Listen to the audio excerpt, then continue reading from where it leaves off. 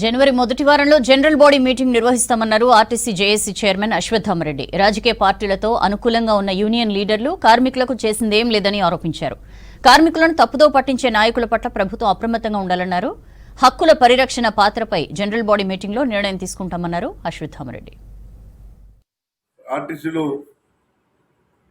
కార్మికుల యొక్క సమస్యల పట్ల చిత్తశుద్ధితో పనిచేసిన టీఎంఈ సంఘం మరి మునుగోడు ఎన్నికల్లో కార్మికులను మోసం చేసే ప్రయత్నాలు చేసి ఒక సంఘ నాయకుడు మరి ఆ సంఘంలో సస్పెన్షన్ అయ్యి ఈ రోజు మరి ఐఎన్టీసీ పేరుతోన కాంగ్రెస్ పార్టీ గుర్తింపు రూలింగ్ గవర్నమెంట్ కాబట్టి కాంగ్రెస్ పార్టీ సంబంధించిన యూనియన్ తో పేరుతో మీ ముందుకు వస్తున్నాడు. మరి గతంలో ఆర్టీసీ చరిత్ర తీసుకుంటే రాజకీయ పార్టీలకు అతీతమైన సంఘాలే ఈ రోజు నేషనల్ మజ్దూర్ కావచ్చు, తెలంగాణ మజ్దూర్ కావచ్చు పనులు చేసిన సందర్భం ఉంది. రాజకీయాలకు అతీతంగా ఎందుకంటే 4 సంవత్సరాలు రాజకీయ పార్టీలతో మరి అంటగాగిన వాళ్ళు ఏ ఒక్క పని సాధించలేదు.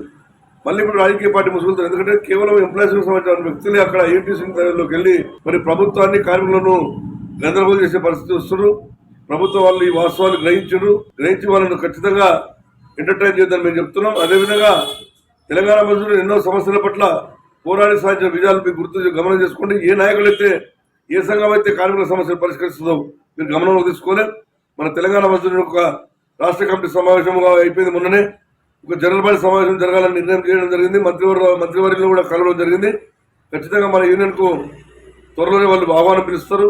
త్వరలో జనవరి మొదటి వారంలో మరి రాష్ట్ర వ్యాప్తంగా తెలంగాణ మజ్దూరు జనరల్ బాడీ సమావేశం జరుగుతుంది కాబట్టి ఆ రోజు జనరల్ బాడీ సమావేశం మీరందరూ వచ్చి మరి ప్రొఫెసర్ కోదండరావు గారి నాయకత్వంలో ఆ రోజు ముఖ్య అతిథిగా రావడం జరుగుతుంది.